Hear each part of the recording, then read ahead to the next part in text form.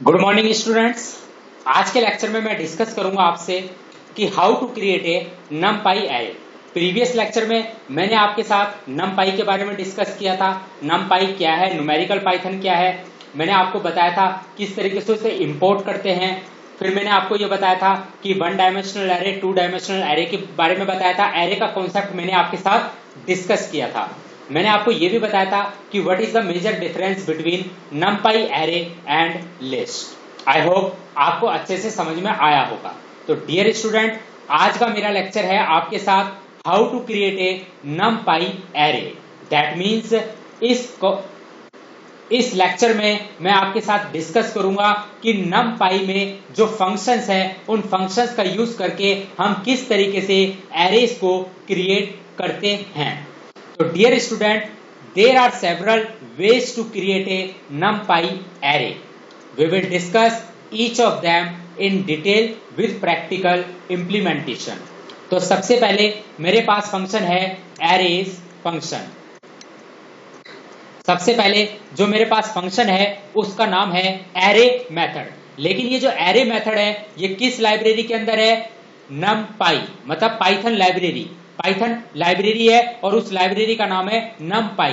उस लाइब्रेरी के अंदर ये एरे मेथड है। तो सबसे पहले हमें अपने प्रोग्राम में लाइब्रेरी को इंपोर्ट करना पड़ेगा। इंपोर्ट कैसे करते हैं मैंने आपको प्रीवियस लेक्चर में बताया था। तो एरे मेथड, तो एरे मेथड क्या करता है? वन डायमेंशनल NumPy एरे को क्रिएट करने के लिए हम एरे मेथड का यूज करते हैं। इस एरे मेथड को हम सिंपली एक लिस्ट पास करते हैं और इस एरे मेथड को हम सिंपली लिस्ट पास करते हैं और ये एरे मेथड हमें 1D एरे क्रिएट करके देता है। जैसे आप देख सकते हैं मैंने प्रैक्टिकल इंप्लीमेंटेशन कर रखा है। मैंने सबसे पहले लाइब्रेरी को इंपोर्ट किया है, फिर मैंने एक लिस्ट क्रिएट किया है L1 is equal to pair of square bracket के अंदर मैंने ये लिस्ट के आइटम क्रिएट किए हैं। फिर मैंने इस एरे मेथड को यूज किया है। कैसे यूज किया है? np न्यूमेरिकल पाइथन, लाइब्रेरी का नाम। लाइब्रेरी का नाम आपने क्या लिया है? np। अगर आप इंपोर्ट numpy एज np नहीं करना चाहते तो आपको डायरेक्ट लिखना पड़ेगा numpy, लेकिन आप यहां पर क्या लिख रहे हैं? np, क्योंकि मैंने उसका एलियास नेम लिया है। तो np dot array, array method है, इसको आपको क्या पास करना है? L1। L1 का मतलब आपको इसको लिस्ट पास करनी है। जब आपने इसे लिस्ट पास करी तो इसने क्या क्रिएट करा? एरे क्रिएट करा और किसको दे दिया? L1 को दे दिया। फिर हमने इन दोनों इसे एरे को प्रिंट कराया और इसे लिस्ट को प्रिंट कराया। चलिए इसे प्रैक्टिकल करके देखते हैं। Import numpy as np, right. सबसे पहले मैंने एक लिस्ट क्रिएट करी। List is equal to element, आप अपनी तरफ से कुछ भी ले सकते हैं, जरूरी नहीं है, राइट। ये मैंने एक लिस्ट क्रिएट करी। अब मैंने arr is equal to np dot, np array का ये लाइब्रेरी का नाम है, डॉट एरे मेथड का यूज किया। इसको क्या पास कराया मैंने? लिस्ट पास कराया। ओके, नाउ डियर स्टूडेंट, इस एरे मेथड ने मुझे एरे क्रिएट करके दिया और जो एरे आया वो किसके पास आया? एर के पास। अब मैंने इसे प्रिंट कराया, प्रिंट एर और प्रिंट लिस्ट, दोनों को प्रिंट कराया। When I run this program, आप देख सकते हैं मेरे सामने आउटपुट, ये मेरे सामने आउटपुट आया। तो आप देख सकते हैं in the above code we first imported the numpy library as np and created a list. We then passed this list to the array function of the numpy library. Finally we print this array and get the desired output. The above code first print statement display 1D array. First print statement क्या display करा है? 1D array को। ये देखिए जो मैं ये 1D array है, double pair of square bracket के अंदर जो ये आइटम है ये वन डायमेंशनल एरे है, right. And second print statement display कर रहा है क्या? लिस्ट डिस्प्ले कर रहा है। We can easily make out the difference between a list and an array representation in Python. आप देख सकते हो मैंने एरे को भी डिस्प्ले किया, आप देख सकते हो मैंने लिस्ट को भी डिस्प्ले किया, लेकिन डिफरेंस क्या आया? कोमा का डिफरेंस आया। जो एरे के एलिमेंट्स है उनमें कोमास नहीं है, जबकि लिस्ट के एलिमेंट्स में कोमास है। तो we can easily make out the difference between a list and an array representation in Python. In list elements are separated by comma, whereas an array is like a collection of element without a comma separated in between. तो dear student, ये बहुत major difference है कि जब भी आप array और list की बात करते हैं तो जो एरे है वो कलेक्शन ऑफ आइटम्स है but without separated commas in between, while the list is also a collection of items with items separated by commas, right? So this is the array method, use of array method, how you can use to create a one dimensional array by using array method. You have to pass list to the array method. Finally the array method just return the array items without separated commas. I hope आपको समझ में आया होगा. चलिए अब दूसरा method discuss करते हैं आपके साथ, फ्रॉम स्ट्रिंग मेथड. कौन सा मेथड है? From string method. We can also create one dimensional array from string. तो फ्रॉम स्ट्रिंग ये भी एक मेथड है, किसमें? पाइथन लाइब्रेरी में. तो इसका यूज करके भी हम एरे को क्रिएट कर सकते हैं. आप देख सकते हैं मैंने क्रिएट कर रखा है. तो चलिए फ्रॉम स्ट्रिंग मेथड का यूज करते हैं. इसको हटा देते हैं. राइट, किस तरीके से? एर ये आपका यूजर डिफाइंड नेम है, आप कुछ भी लिख सकते हैं. आप यहां पर माई एर भी लिख सकते हैं. My arr is equal to np. Np आपके मॉड्यूल का नाम है, आपकी पाइथन लाइब्रेरी का नाम है. डॉट फ्रॉम स्ट्रिंग मेथड लिखेंगे आप. अब इसके अंदर सबसे पहले आपको क्या पास कराना है? कुछ भी आप पास करा दीजिए. ये आप एक तरीके से स्ट्रिंग पास कराई है. क्या पास कराया इसने? आपने सबसे पहले इस फ्रॉम स्ट्रिंग मेथड को क्या दिया? एक स्ट्रिंग दिया. पेयर ऑफ सिंगल कोट्स या पेयर ऑफ डबल कोट्स के अंदर आपने सिंपल स्ट्रिंग दिया. राइट, लेकिन जो आइटम्स है वो इंटीजर की फॉर्म में है. लेकिन बेसिकली जब इनको आपने सिंगल कोट्स में इनक्लोज करा तो अब ये क्या है? स्ट्रिंग है. अब ये फ्रॉम स्ट्रिंग मेथड क्या करेगा?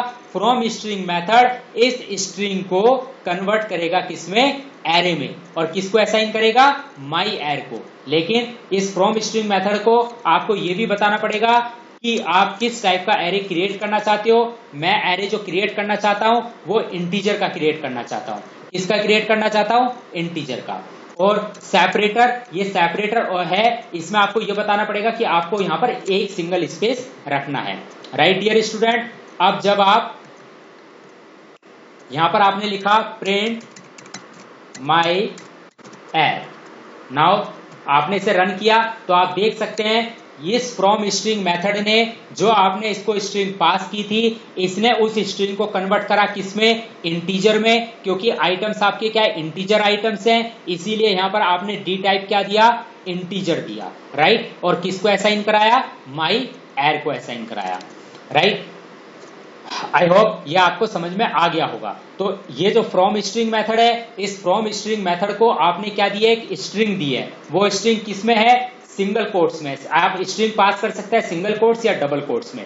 D type is equal to integer. तो ये फ्रॉम स्ट्रिंग इस स्ट्रिंग को कन्वर्ट करेगा किसमें? इंटीजर में. और इंटीजर में कन्वर्ट करने के बाद उसको एरे में, एरे की फॉर्म में क्रिएट करेगा और एरे के जो एलिमेंट्स है उसको कन्वर्ट करेगा इंटीजर में और फाइनली असाइन कराएगा किसको?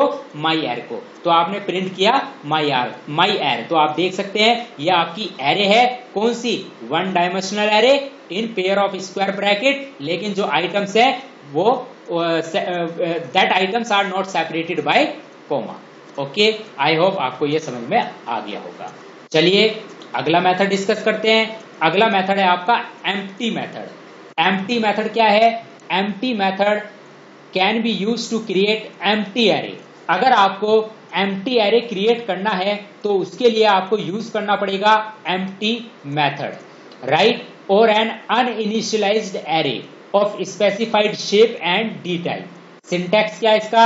numpy या np भी लिख सकते हैं आप. np dot empty shape. Shape देनी पड़ेगी आपको कि कितने का एरे आपको क्रिएट करना है. वन, जैसे 10 का एरे है, 12 का है, कितने का एरे आपको क्रिएट करना है. Right, dot coma D type, ये आपको बताना पड़ेगा कि उसका डाटा टाइप आपको क्या लेना है और ऑर्डर बताना पड़ेगा, राइट। जैसे यहां पर देखिए आप वेयर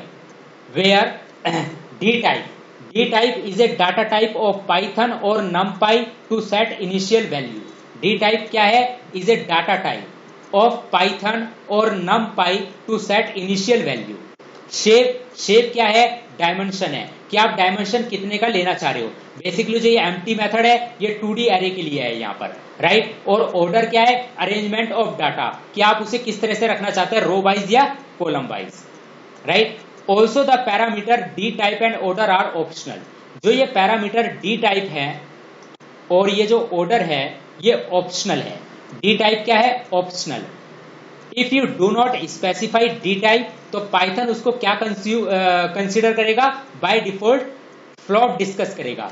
मतलब अगर आपने डी टाइप को मेंशन नहीं किया तो पाइथन उसको कंसीडर करेगा बाय डिफॉल्ट फ्लोट वैल्यू। क्या कंसीडर करेगा? फ्लोट, मतलब डेसिमल।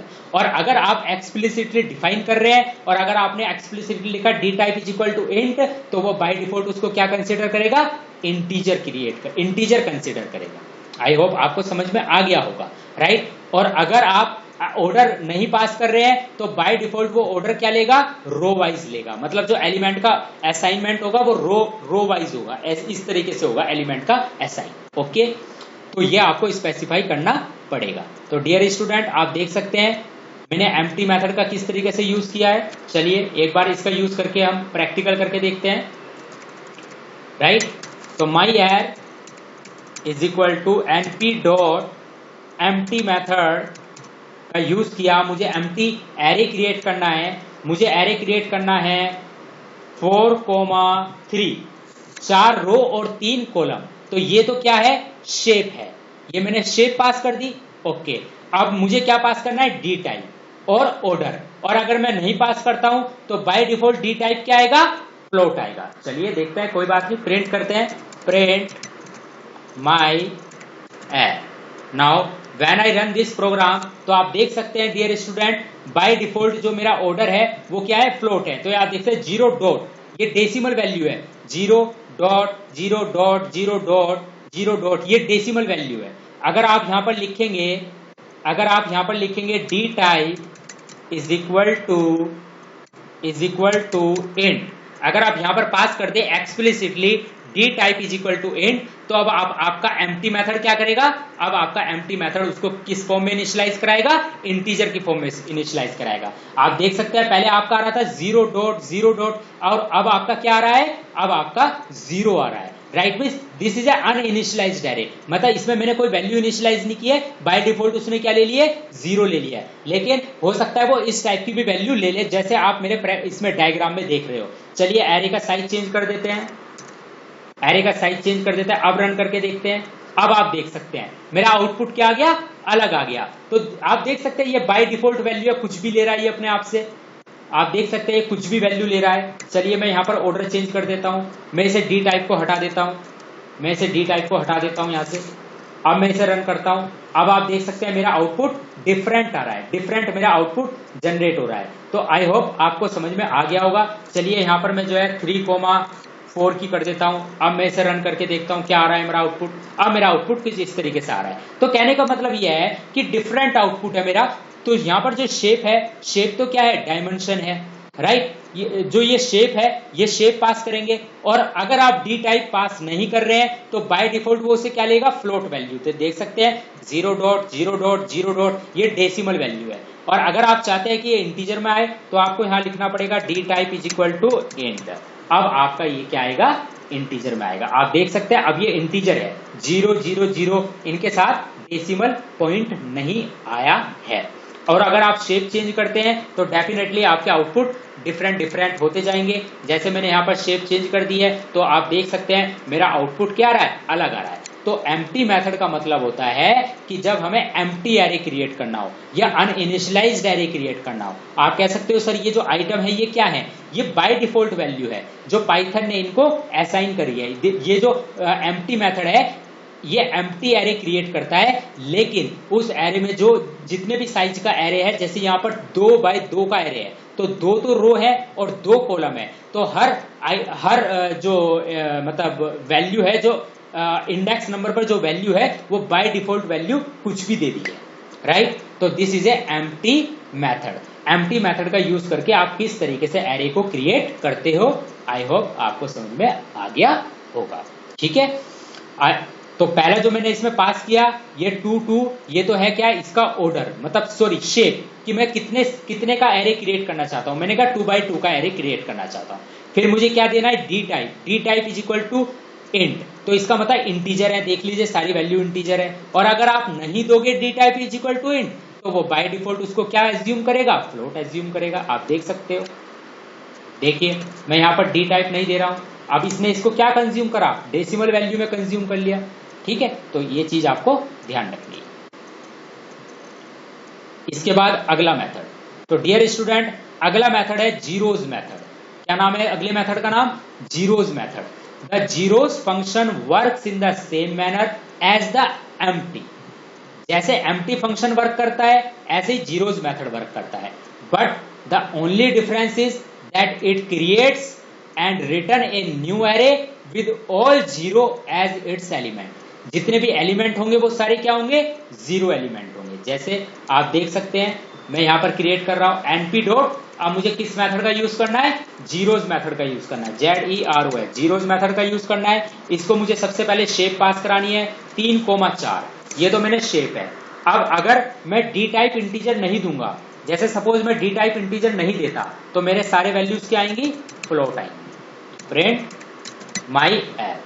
अब मैं इसे रन करता हूं तो आप देख सकते हैं मेरा जो एरे आई है वो एरे क्या है, वो एरे 3 by 4 की एरे है और सारे के सारे एलिमेंट क्या है, जीरो है, जीरो डेसिमल है। सारे के सारे एलिमेंट क्या है, जीरो डेसिमल है।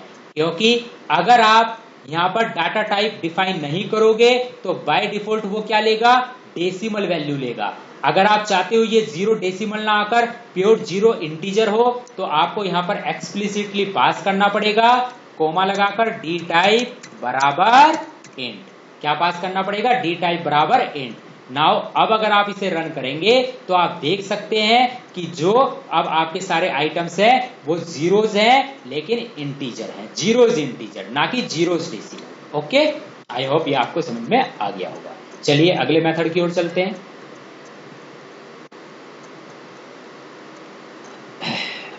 Ones method. अब अगले मेथड का नाम है ones method. The ones function works in the same manner as empty function creates, but it creates and returns a new array with all ones as its element as per the specified size and type. अब ये जो once method है ये सारे के सारे element को create करेगा क्या, वंस। तो सिंपली हमें यहाँ बस एक छोटा सा मेजर चेंज करना है, इस जीरोस मेथड को हटाकर यहाँ पर हमें क्या लिखना है, वंस मेथड लिखना है। तो जब मैं इसे रन करूंगा तो आप देख सकते हैं 3 by 4 का मेरा एरे है, सारे के सारे एलिमेंट मेरे क्या है, वंस इंटीजर है, राइट। क्योंकि मैंने यहां पर क्या पास कर रखा है, D type is equal to int. और अगर मैं ये D type is equal to int pass नहीं करता हूं तो मेरा जो एरे आएगा वो सारे के सारे एलिमेंट 1 होंगे, बट 1 डेसिमल पॉइंट में होंगे। आप देख सकते हैं 1 डेसिमल, 1.1.1.1 पॉइंट, सारे के सारे एलिमेंट 1 है लेकिन डेसिमल फॉर्म में है। आई होप ये आपको समझ में आ गया होगा, ठीक है। आप नोट से हेल्प ले सकते हैं, राइट। आप देख सकते हैं इस वंस मेथड का यूज जो है मैं 1 डायमेंशनल एरे को क्रिएट करने के लिए भी कर सकता हूं। आपने यहां पर क्या किया, आपने यहां पर सिंपल पास किया 12, आपने 12 लिखा, comma D type is equal to int. तो ये क्या करेगा, 12 का एरे क्रिएट करेगा, 12 1 डायमेंशनल एरे क्रिएट करेगा और सारे के सारे एलिमेंट क्या होंगे, वंस होंगे लेकिन वंस इंटीजर होंगे। आप देख सकते हैं, ये देख सकते हैं कितने आइटम है, 12 आइटम्स हैं और सारे के सारे क्या है, वंस इंटीजर हैं, राइट। अगर मैं ये डी टाइप को डिफाइन नहीं करूंगा तो सारे के सारे एलिमेंट 1 होंगे लेकिन वंस डेसिमल होंगे। आप देख सकते हैं मैंने रन किया, वंस डेसिमल है। आई होप आपको ये समझ में आ गया होगा।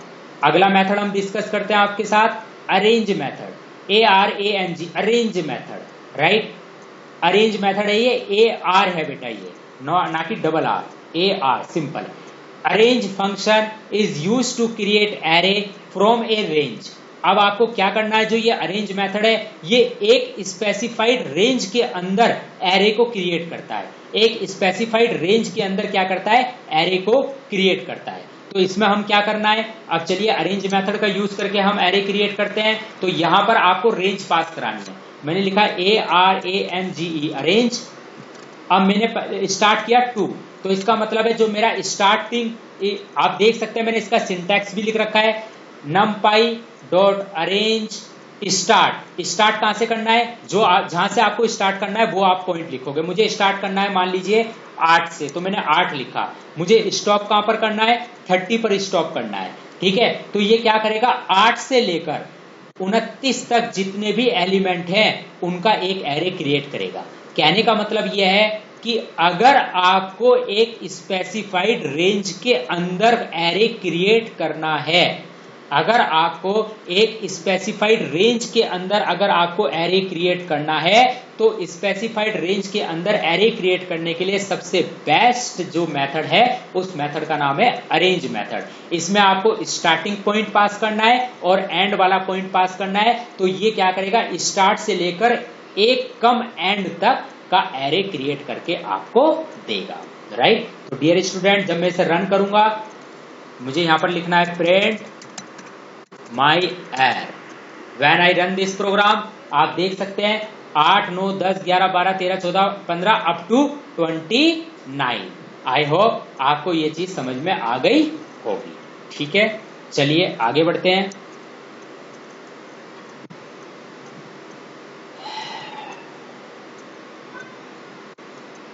अब जैसे सपोज मैंने यहां पर 7 पास करा, सपोज मैं स्टार्टिंग पॉइंट पास नहीं करता, जैसे सपोज मैंने स्टार्टिंग पॉइंट पास नहीं करता, सिर्फ मैं लिखता हूं यहां पर, मैंने सपोज यहां पर 15 लिखा, मैंने सपोज यहां पर 15 लिखा, तो अब ये क्या करेगा, अब ये क्या करेगा, जो स्टार्टिंग इंडेक्स है, स्टार्टिंग जो एरे का एलिमेंट है उसको 0 एज्यूम करेगा। अगर आप रेंज के 2 एलिमेंट को, जिस रेंज के अंदर आपको एरे चाहिए, उन रेंज के अपर और लोअर और अपर बाउंड्री एलिमेंट्स को पास नहीं करते हैं, जैसे मैंने यहां पर लिखा np.arrange 15, तो अब यहां पर मुझे इसका मतलब यह है कि मैंने 15 पास किया है, तो अब ये जो स्टार्टिंग इंडेक्स है वो किसको मानेगा, 0 को मानेगा, और कहां तक लेगा, 14 तक लेगा। 0 से लेकर 14 तक का एरे ये क्रिएट करेगा। आप देख सकते हैं 0 से लेकर 14 तक का इसने एरे क्रिएट करा। मैंने यहां पर रेंज पास नहीं की, बस मैंने लिखा 15, तो इसने क्या करा, 0 से लेकर 14 तक के सारे एलिमेंट क्रिएट करे। अगर सपोज मैंने यहां पर पास कर दिया 54, तो अब ये क्या करेगा, 0 से लेकर 53 तक के जितने भी आइटम्स होंगे उनको रिटर्न करेगा। आप देख सकते हैं 0 से लेकर 53 तक के जितने भी आइटम्स हैं उन सबको इसने रिटर्न किया। अब मैंने लिखा 54,89, तो ये क्या करेगा, 54 से लेकर 87 तक के 88 तक के सारे एलिमेंट्स रिटर्न करेगा, क्योंकि अब मैंने रेंज पास कर दी है कि मुझे इस रेंज के बीच के सारे आइटम्स चाहिए, राइट। तो मैं जब इसे रन करूंगा तो 54 से लेकर 88 तक के सारे आइटम्स ये क्या कर रहा है, आपको रिटर्न कर रहा है, ठीक है। आई होप आपको समझ में आ रहा होगा। डियर स्टूडेंट, इसमें अरेंज मेथड में एक और अच्छा कंसेप्ट आता है।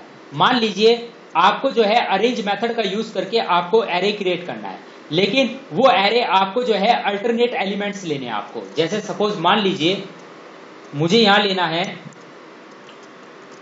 2 से लेकर 40 तक का मुझे एरे क्रिएट करना है, लेकिन मैं चाह रहा हूं कि 2 से लेकर 40 तक का जो एरे है उसमें अल्टरनेट एलिमेंट प्रिंट हो। मान लीजिए पहले 2, फिर 4, फिर 6, फिर 7, 9, 8, फिर 9, 9, 10, 11, 9, 12, तो अल्टरनेट एलिमेंट, कहने का मतलब है एक स्टेप छोड़कर एलिमेंट मेरा डिस्प्ले हो। तो इसके लिए आपको यहां पर पास करना पड़ेगा स्टेप साइज। स्टेप साइज कितना, 2। तो इसका मतलब है ये जो स्टेप साइज 2 है ये बताएगा कि आप कितने का मतलब आप कितने स्टेप का एरे लेना चाह रहे हैं। मतलब जैसे पहला एलिमेंट आपका 2 है, फिर उसके बाद 2 आगे 4 आएगा, फिर 2 आगे 6 आएगा, फिर 2 आगे 8 आएगा, फिर 2 आगे 10 आएगा। आप देख सकते हैं, मैं इसे रन करके दिखा रहा हूं, देख सकते हैं आप 2, फिर 4, फिर 6, फिर 8, फिर 10, फिर 12, फिर 14, फिर 16 अप टू 38 तक लेगा, राइट। अगर आप 4 का जंप चाहते हैं पहले तो आपने कितने का जंप लिया, 2 का जंप। अगर 4 का जंप चाहते हैं तो क्या होगा, तो पहले 2, तो 4 का जंप लगकर कितना हो जाएगा 6, फिर 4 का जंप 10, फिर 14, फिर 18, फिर 22, फिर 26, फिर 30, फिर 34, फिर 38। आप देख सकते हैं अगर मैं इसे रन करूंगा तो पहले 2, फिर 4 का जंप करके 6, फिर 4 का जंप 10, फिर 4 का जंप 14 एंड सो ऑन। अगर मान लीजिए आप 8 का जंप चाहते हैं तो क्या होगा, तो पहले 2 लिया तो 8 का जंप लगेगा तो कितना आएगा 10 आएगा, फिर 8 का जंप लगेगा कितना आएगा 18 आएगा। आप देख सकते हैं पहले 2, फिर 8 का जंप लगा 10, फिर 8 का जंप लगा 18, फिर 8 का जंप लगा 26, फिर 8 का जंप लगा 34, और अगर 34 में 8 का जंप लगता है तो कितना आएगा 42, लेकिन हमने बाउंड्री एलिमेंट तो 40 पास कर रखा है। ओके, आई होप ये आपको समझ में आ गया होगा कि किस तरीके से अरेंज मेथड काम करता है। विद इन ए बाउंड्री अगर आपको स्पेसिफिक रेंज के अंदर एलिमेंट चाहिए तब आपको अरेंज मेथड का यूज करना है। अगर आप जो है फर्स्ट रेंज एलिमेंट पास नहीं करते हैं तो वो किसको लेगा, बाय डिफॉल्ट 0 को लेगा। और अगर आप एलिमेंट्स को जंप, आप चाहते हैं कि मैं अपने एलिमेंट्स को जंप करवाऊं या मतलब कितने मतलब नंबर का आप जंप चाहते हैं तो आपको उसके लिए जंप साइज भी पास करना पड़ेगा। मतलब रेंज एलिमेंट को तो पास करोगे ही, लेकिन साथ में आपको यह भी बताना पड़ेगा कि कितने का आप जंप चाहते हो। आई होप ये चीज आपको समझ में आ गई होगी। चलिए आगे बढ़ते हैं। इसके बाद अगला मेथड है dear student line space method, right. Line space method LIN है बेटा, ये LIN है, राइट। लाइन स्पेस इसे बोल देते हैं, ठीक है। Another useful method to create NumPy array is the linspace method. This function can be use to prepare array of range, right? This method takes 3 argument. Line space method जो है कितने argument ले रहा है, 3 argument ले रहा है, right. कौन कौन सा, पहला स्टार्ट, दूसरा स्टॉप और तीसरा डी टाइप क्या है। तो this method takes 3 argument, start index, end index and the number of linearly spaced numbers that be bound between the specified range. कहने का मतलब है कि जैसे मैंने कहा np डॉट अरेंज 2 से लेकर 40, सपोज 1 से लेकर 20 तक का मुझे एरे क्रिएट करना है। पहला मैंने क्या दिया 1, कहां तक लेना है 20 तक, लेकिन 1 से 20 तक का मुझे जो एरे है वो 4 का एरे चाहिए, सिर्फ 4 नंबर का एरे चाहिए। मतलब जो एरे क्रिएट होगा उसमें कितने एलिमेंट होंगे, 4। तो मुझे अब यहां पर बताना पड़ेगा कि कितने का एरे चाहिए मुझे, 4 का एरे। तो ये कोमा लगा के मुझे बताना पड़ेगा 4 का एरे। तो रन जब मैं इसे करूंगा तो आप देख सकते हैं इसने सिर्फ 4 का एरे लिया, ये जंप नहीं है। अगर आप इसे जंप मत समझिए कि आपने जंप कराया 4 एलिमेंट। अगर मान लीजिए मुझे 1 से लेकर 20 तक, अगर मैं आपसे कहूं मुझे 1 से लेकर 20 तक 15 नंबर का, मतलब टोटल एलिमेंट 15 होने चाहिए 1 से लेकर 20 तक। तो अब आप इसे रन करिए तो अब आप देख सकते हैं आपका जो, एक मिनट सॉरी, आपको ये बदलना पड़ेगा, यहां पर लिखना पड़ेगा लाइन स्पेस LINSPACE। अब आप देख सकते हैं, मान लीजिए मुझे 1 से लेकर 20 तक सिर्फ 8 नंबर का एरे चाहिए। तो जब मैं इसे रन करूंगा तो आप देख सकते हैं ये 8 नंबर का एरे है, 1, फिर 3.7142857, फिर 6.42, फिर 9.1 2 3 4 5 6 7 और 8 का एरे है। लेकिन हर 2 एलिमेंट के जो बीच डिफरेंस है वो क्या है, सेम रहेगा। हर 2 एलिमेंट के बीच डिफरेंस कितना है, सेम रहेगा। जैसे मान लीजिए मुझे 1 से 20 तक सिर्फ 5 एलिमेंट का एरे चाहिए। तो अब आप देख सकते हैं मैंने इसे रन करा तो 5, देखिए 5 ही एलिमेंट है। पहला एलिमेंट क्या है 1, दूसरा एलिमेंट क्या है 5.75, तीसरा एलिमेंट क्या है 10.5, चौथा एलिमेंट क्या है 15.25 और पांचवा एलिमेंट क्या है 20। और हर 2 एलिमेंट के बीच का डिफरेंस क्या है, सेम है। जैसे 5.75 और 1 के बीच, 1 में क्या डिफरेंस है 4.75, इसी तरह से 10.5 और 5.75 के बीच का डिफरेंस 4.75, इसी तरह से 15.25 और 10.5 के बीच का डिफरेंस 4.75, इसी के तरीके से जो है 20 और 15.25 के बीच का डिफरेंस 5.75। तो हर दो कंसेक्यूटिव एलिमेंट्स के बीच का जो डिफरेंस है वो क्या रहेगा, सेम रहेगा। तो ये लाइन स्पेस मेथड बहुत ही ज्यादा इंपॉर्टेंट मेथड है। ये आपको ये बताता है कि आपको कितने नंबर का एरे क्रिएट करना है। It is not a jump, right. बस इसमें आप जो पहले तो आपको पहला पास करना है 1, आपने लिखा 1 फिर कोमा लिखा 20, तो इसका मतलब है आपको ये पता चल गया कि आपको 1 से लेकर 20 तक के बीच में एरे क्रिएट करना है। लेकिन कितने नंबर का एरे क्रिएट करना है, तो आपने लिखा 5 नंबर का एरे क्रिएट करना है। अगर यहां पर आपको ये कहा दिया जाए आपको 4 नंबर का एरे क्रिएट करना है, तो अब आप देख सकते हैं कि अब आपके एरे में कितने नंबर है, सिर्फ 4 नंबर है, 1, 7.333, 13.666 और 20। कितने एलिमेंट्स है ये, 4। और अगर आपको ये कहा जाए कि आपको सिर्फ 2 का एरे क्रिएट करना है, तो अब आप देख सकते हैं आपने रन करा तो सिर्फ 2 है, एक 1 है और एक 20 है।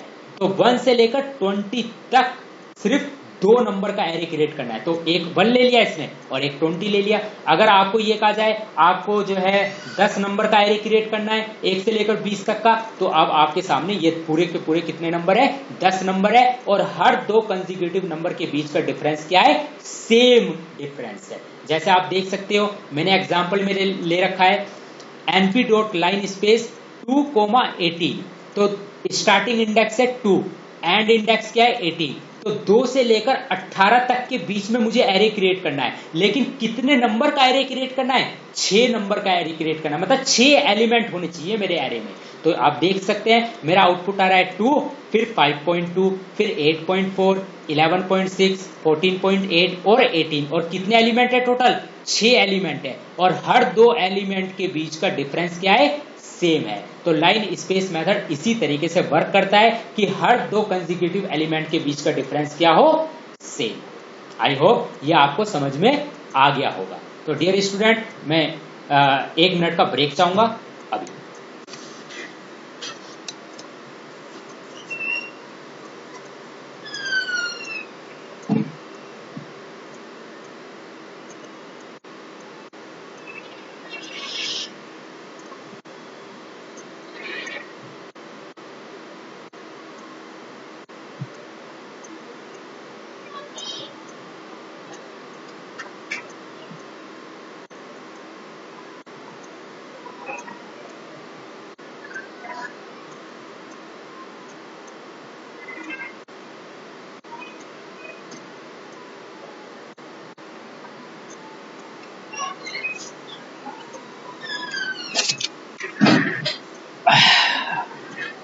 सॉरी थोड़ा पानी पीने गया था। तो आई होप आपको लाइन स्पेस मेथड समझ में आ गया होगा। ठीक है, चलिए आगे कंटिन्यू करते हैं। इसके बाद है copy method. Copy method, copy method basically आप अपनी एरे को कॉपी कर सकते हैं। ठीक है, an array can be created from another array as well. Copy function is used to create a copy of an existing array. If we just assign a portion of an array to another array, the new array we just created actually refers to the parent array in the memory. Dear student, इसको मैं आपको example से ज्यादा बेहतर अच्छे तरीके से समझाऊंगा। आप देखिए, सबसे पहले मैंने क्या करा, import numpy as np। अब सबसे पहले मैंने एरे मेथड का यूज करके एरे को क्रिएट किया। myArray is equal to np dot array. ये एरे मेथड है, इसका यूज करके सबसे पहले मैंने एरे को क्रिएट करा। अब इस एरे मेथड को मुझे क्या पास कराना है, लिस्ट पास कराना है। एरे मेथड को मुझे लिस्ट पास कराना है तभी तो एरे क्रिएट होगा। और ये 89 और ये 90।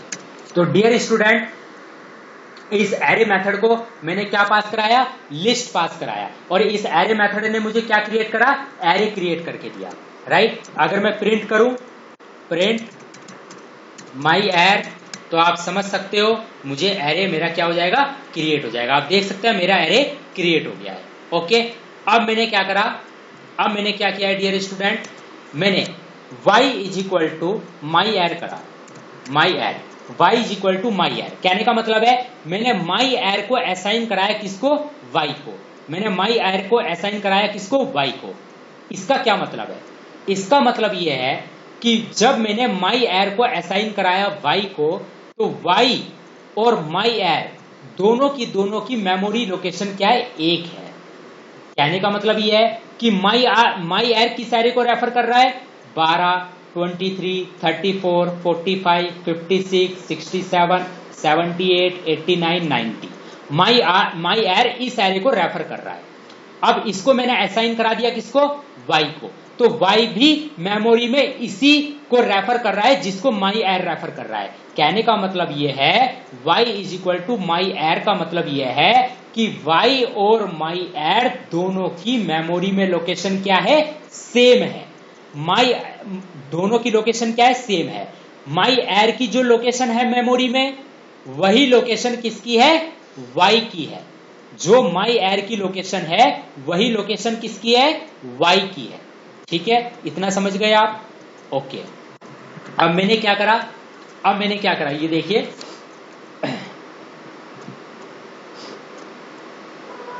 np dot z is equal to np dot copy x, np dot copy x, z is equal to np dot copy x। कहने का मतलब है माई एर, x नहीं है यहां पर, माई एर लिख देता हूं मैं, माई एर।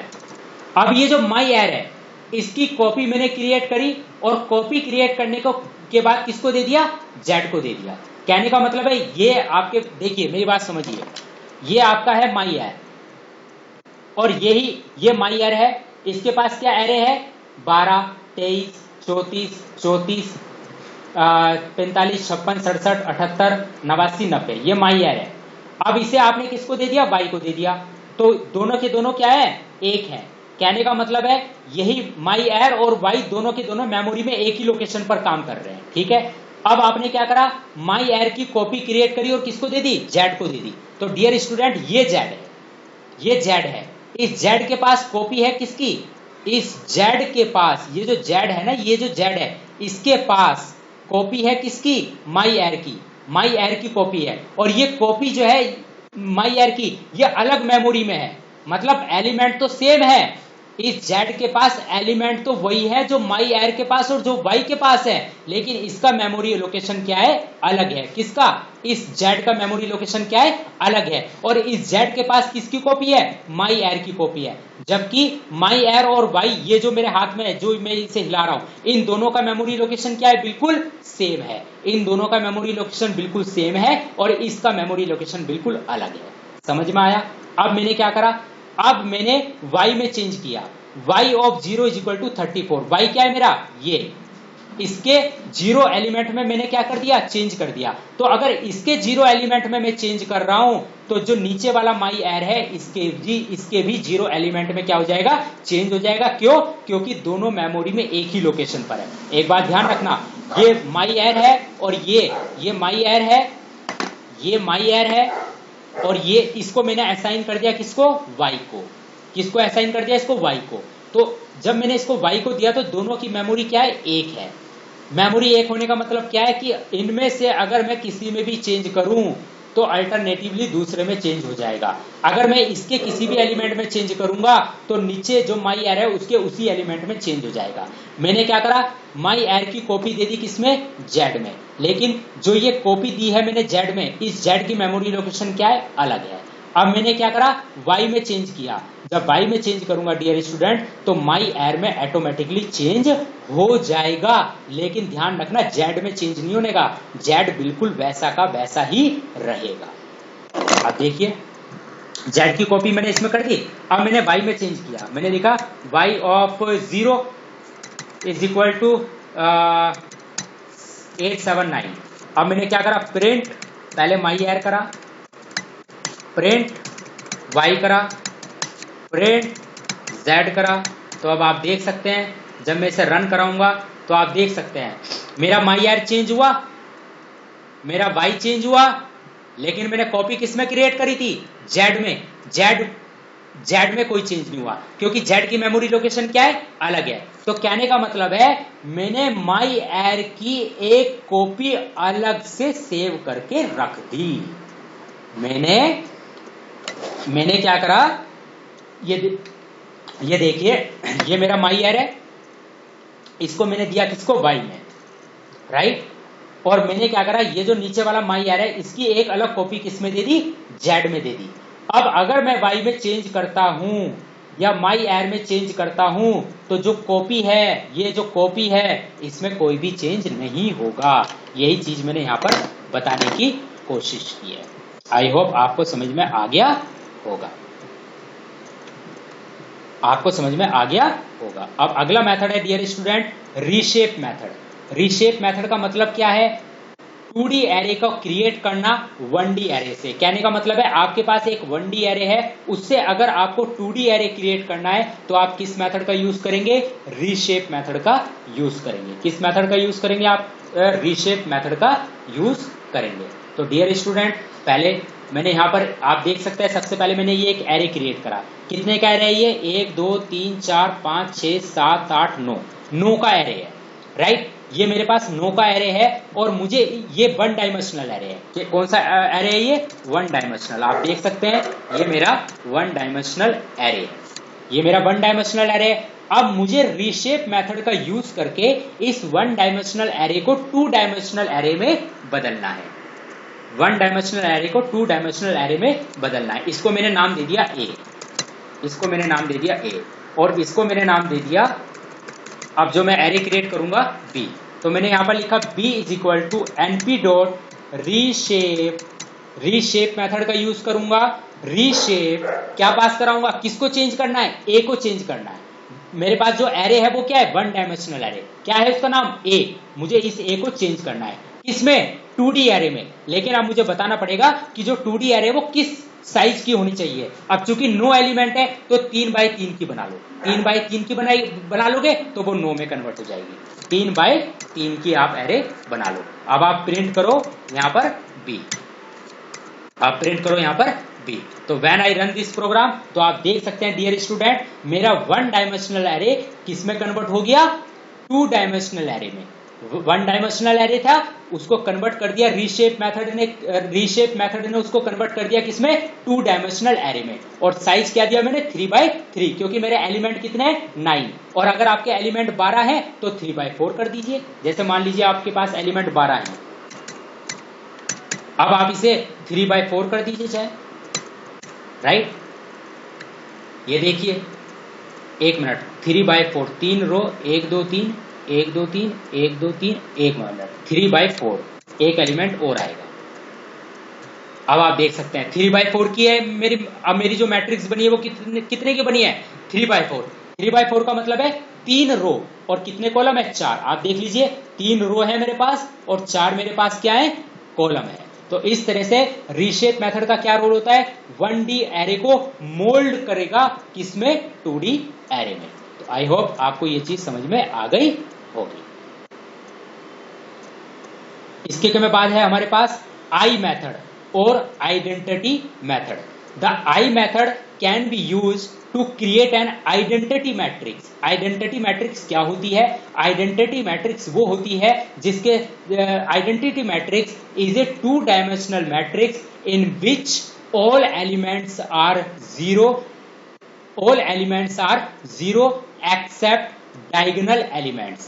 That means the diagonal elements are 1 and all elements are 0.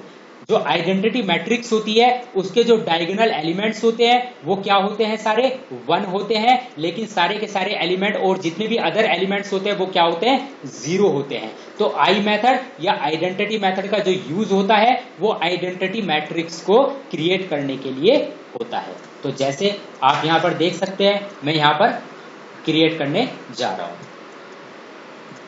A is equal to np dot e by E.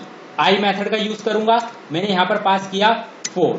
Right मैंने यहां पर पास किया 4। एक बात मैं और बताना चाहूंगा, जो आइडेंटिटी मैट्रिक्स होती है वो स्क्वायर मैट्रिक्स होती है। ध्यान रखिएगा, स्क्वायर मैट्रिक्स होती है। स्क्वायर मैट्रिक्स का मतलब होता है जिसमें रो और कॉलम क्या होते हैं, बराबर होते हैं, क्योंकि तभी आपका डायगोनल बन पाएगा जब आपके number of rows equal to होंगे नंबर ऑफ कॉलम्स के। अगर आपके नंबर ऑफ रोज और नंबर ऑफ कॉलम्स बराबर नहीं है तो you can not identify the diagonal in that particular matrix. तो आइडेंटिटी मैट्रिक्स को क्रिएट करने की प्राइमरी कंडीशन है your matrix should be a square matrix.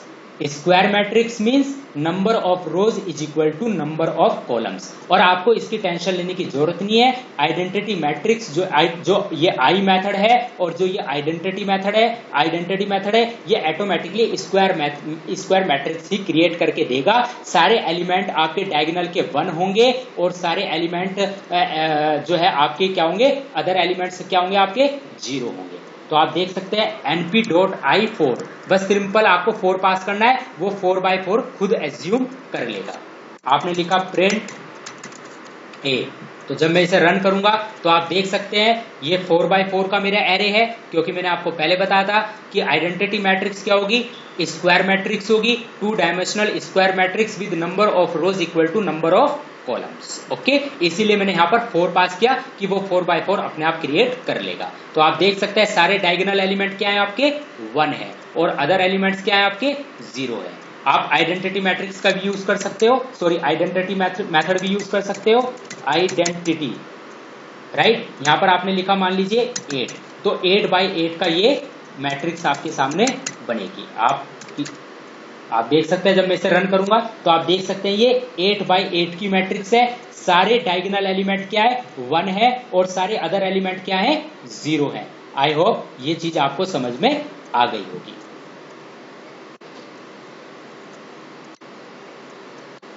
Right, तो डियर स्टूडेंट आज के लिए हम इतना ही रखेंगे। तो आज के लेक्चर में मैंने आपके साथ ये डिस्कस किया कि किस तरीके से हम numpy एरेज को क्रिएट करते हैं, जो हमारी numpy लाइब्रेरीज है उसको इंपोर्ट करते हैं। सबसे पहले हम इंपोर्ट करने के बाद उस लाइब्रेरी के अंदर हमारे जो बहुत सारे फंक्शंस हमें प्रोवाइडेड हैं उस लाइब्रेरी के द्वारा, और उन्हीं फंक्शन का यूज करके हम numpy एरेज को क्रिएट करते हैं। और आपने देखा मैंने किस तरीके से numpy एरेज को क्रिएट किया है, चाहे वो 1 डायमेंशनल एरे हो चाहे वो 2 डायमेंशनल एरे हो, मैंने फंक्शन का यूज करके क्रिएट करा है और वो फंक्शन हमारे किसके अंदर है, numpy लाइब्रेरीज के अंदर है। इसीलिए सबसे पहले आपका इंपॉर्टेंट वर्क है, आपको अपनी लाइब्रेरी को इंपोर्ट करना है और इंपोर्ट करने के बाद आपको अपने मेथड्स को यूज करना है। तो डियर स्टूडेंट आज मैंने आपके साथ आई थिंक 10 से 12 फंक्शंस डिस्कस किए हैं numpy एरे को क्रिएट करने के लिए। आप इन्हें अच्छी तरीके से देख लीजिएगा और एक बार आप प्रैक्टिकल करके देखिएगा, क्योंकि मैं प्रैक्टिकल भी साथ साथ आपके साथ डिस्कस कर रहा हूं। तो तब तक के लिए thank you very much, have a nice day, take care, God bless.